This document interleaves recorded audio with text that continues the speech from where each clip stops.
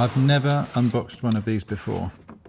I've always built with what was my prototype model. So this is a new experience for me.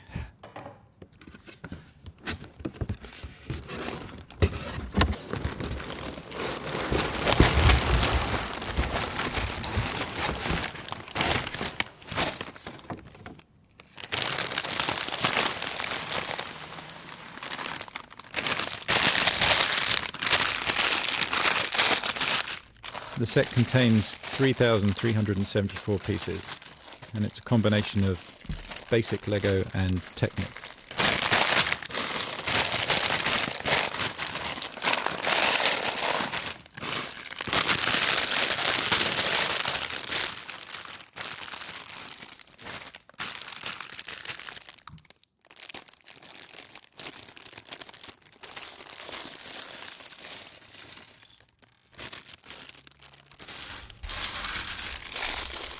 When I teach my children how to build sets, I always tell them, get the pieces out for the stage that you're building before you start the stage, so that when you finish the stage, you know you haven't missed anything. I can't break the rules on camera in front of them.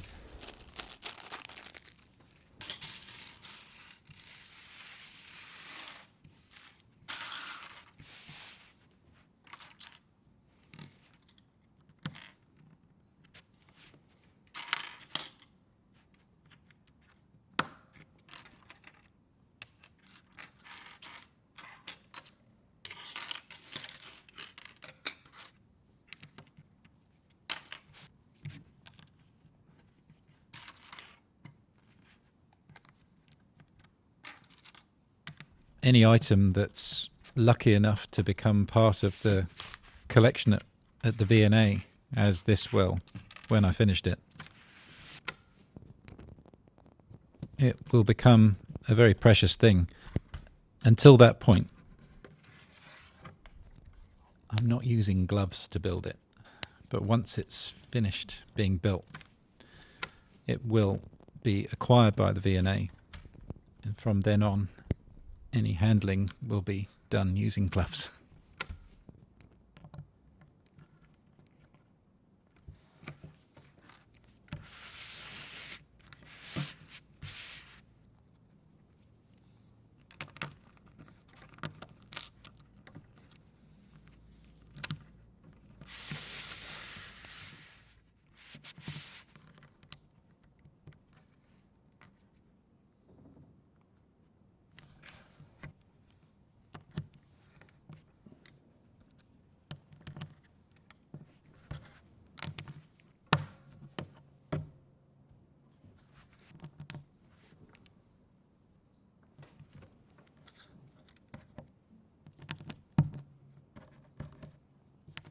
I think it dawned on me once I settled on the idea of producing a construction site, how important the theme of construction has been to LEGO over the years. I started to think back over all of the sets I had as a child growing up, the cranes, the diggers, the cement mixers, and very quickly realised that having had all of those sets or similar sets, that they'd never actually had anywhere to go. So the more I built, the more I developed the idea, the more it seemed to make sense.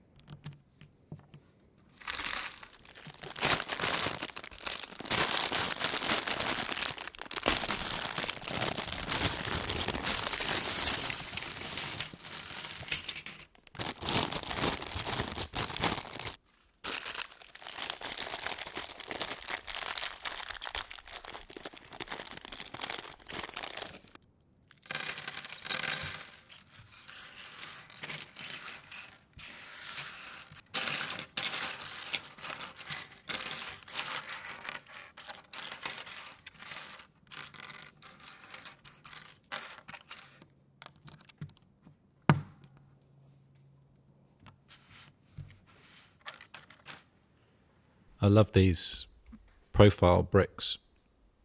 They're bricks that have a brick pattern within them. When I was younger and building with Lego and designing my own things, what I would have given to have these.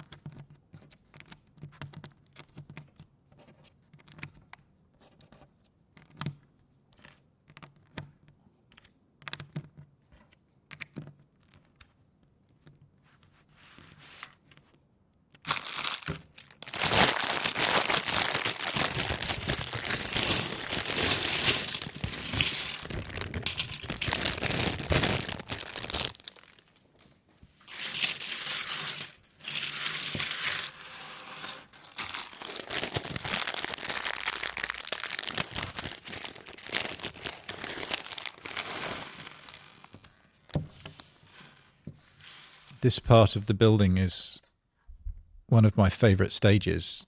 When the footprint of the building starts to reveal itself, you're presented with a lovely mosaic, often showing the patterns in the floor.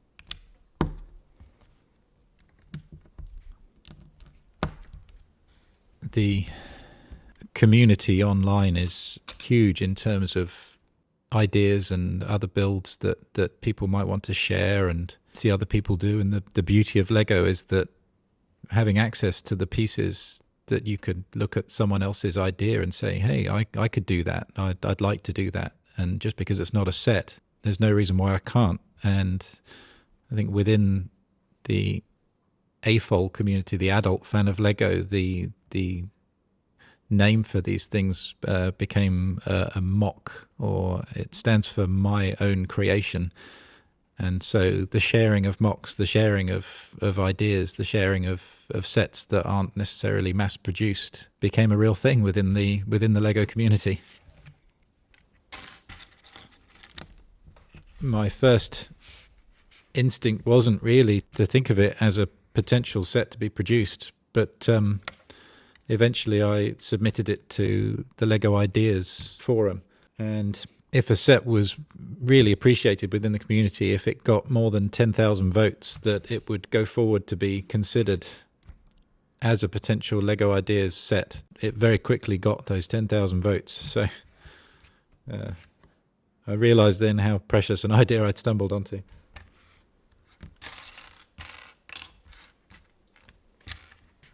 If you'd spoken to 9-year-old me and told me that one day I'd have a mass-produced Lego set with my name on the box, I don't think I would have believed you.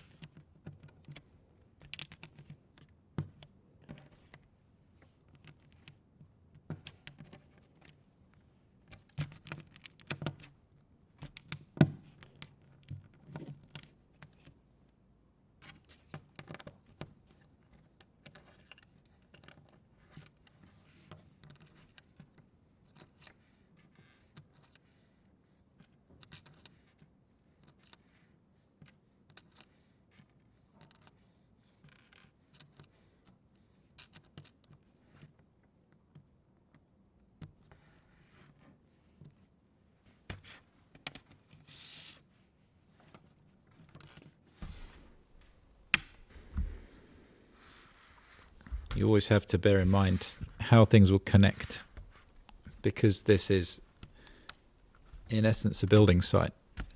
It's also got to be able to connect to other potential sets. So all these points of connection to potential neighbours are all in very uniform places.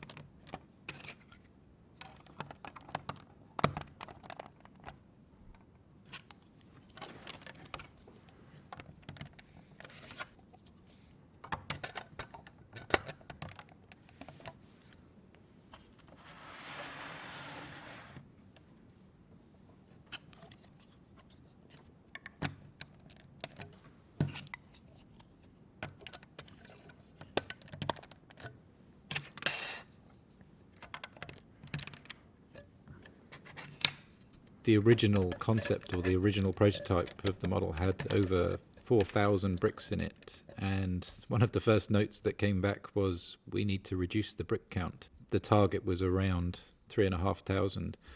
At the time, the sides of the building in the original concept were full, were a complete wall.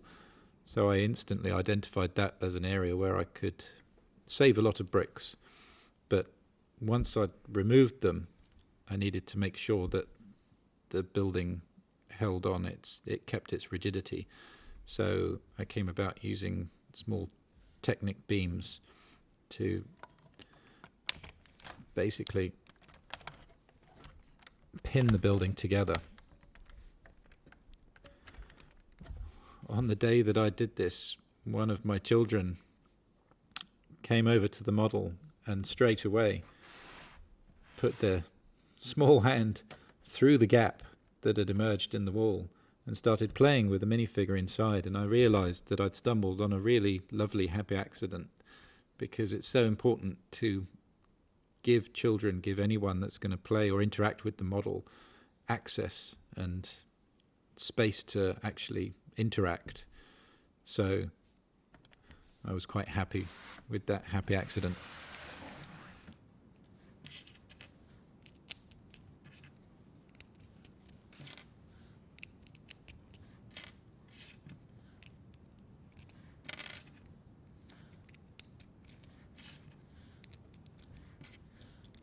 As any project or building that you work on starts to take shape, you're first sketching just with bricks and working on different ideas. Once you start to come up with the sort of the look that you want, you realize that you move from just a sketch into something that's actually got to work. So hence, any further iterations, you start to take into account actual structure and strength. And what it results in is elements of the build that, once it's finished, are hidden forever, but really speak to the inner structure of the building. And I always like to differentiate these with different colors.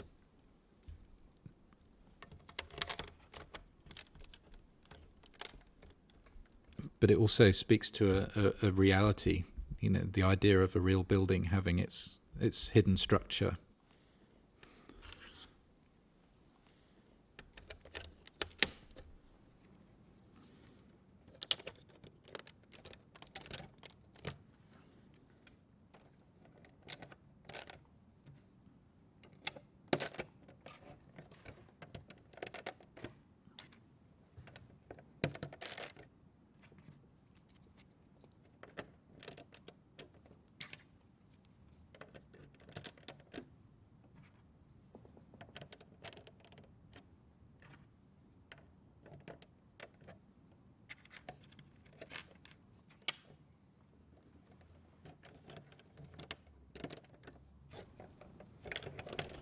Once I'd settled on the idea of this becoming a building site, I started walking around and looking at cranes and buildings under construction.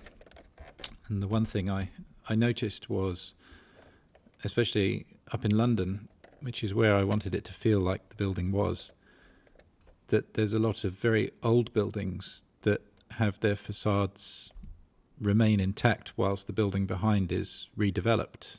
And I decided that's something that I wanted to try and get across in this build, for the building to have an old-fashioned stone fascia front and yet still feel like something modern that's being built. So I knew I wanted archways, I knew I wanted a large amount of texture, and yet I challenged myself to do it just using one colour and keeping it within the grey, to feel like it was stone, to feel like instead of it was something being built, that it was more something that had been shaped. I'm particularly proud of how this part turned out. If you walk around London and just look up at the right point, you can see some of the most beautiful architecture, and yet often it's just lost to most passers-by.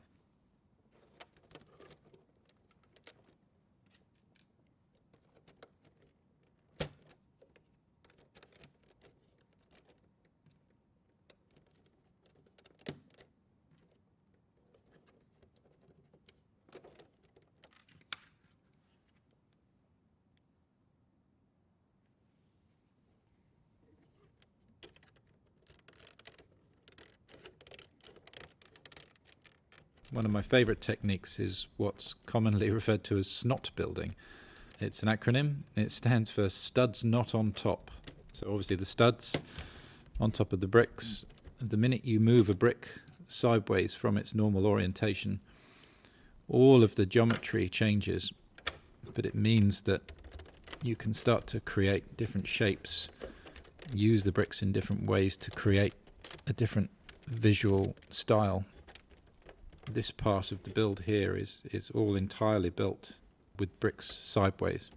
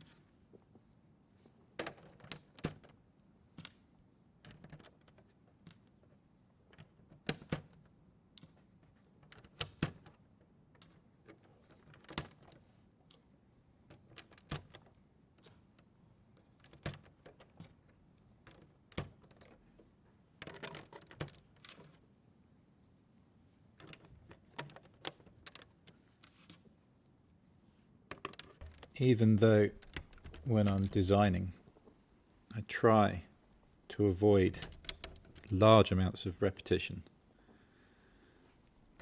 small little moments like this, where you're really just engaging your motor skills to repeat a process, I find really relaxing, very meditative, and most of the time it's the building part that's the most relaxing part.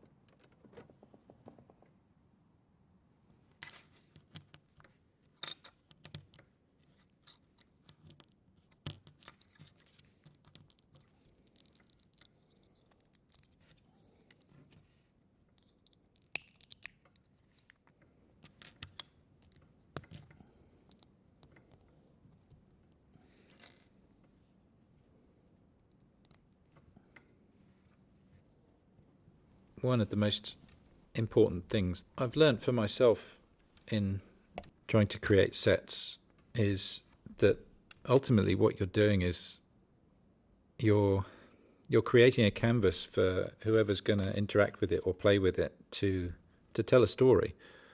So it's not necessarily your responsibility to, as a designer, to tell that story, more to give someone the canvas on which that they might tell their own story. So when you are coming up with ideas and designing different elements, is that you need to create areas and spaces where a story can be told, a narrative can be woven in. So sometimes it's best just to keep it simple.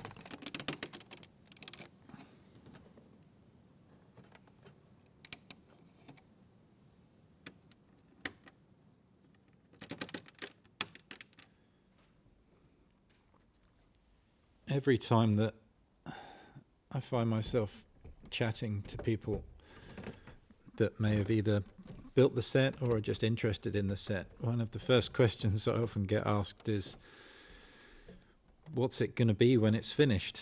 And the truth is, actually, I didn't know. And I got asked the question so many times that I ended up deciding to put some time aside and actually answer the question for myself. So I do have a digital version of the building as a complete building, and I turned it into an apartment building, mainly because my children always complain that there's not enough housing for the minifigures. So that's what I did. But one of my favorite things about it is that question that it poses. And I really hope that as they go out into the world, or have gone out into the world, that I might see other people and see what they make of it and what they imagine it to be.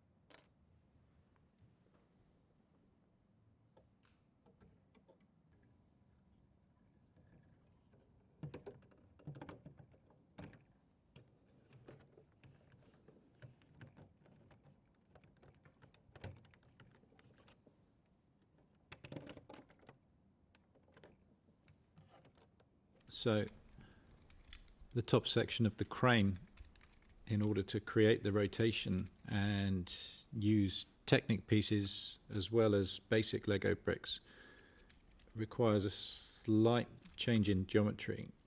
And in order to secure the center pin to stop the crane going left and right or up and down, it actually uses some upside down Technic plates which sit just in there.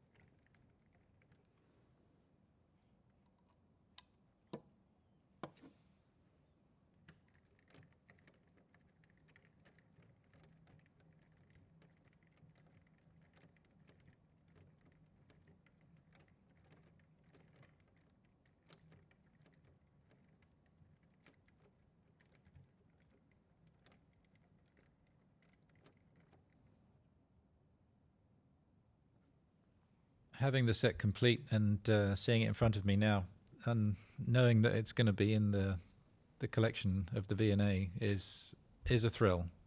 Knowing it's going to be here for generations, that my children will be able to see it and know that it's in the collection is very humbling.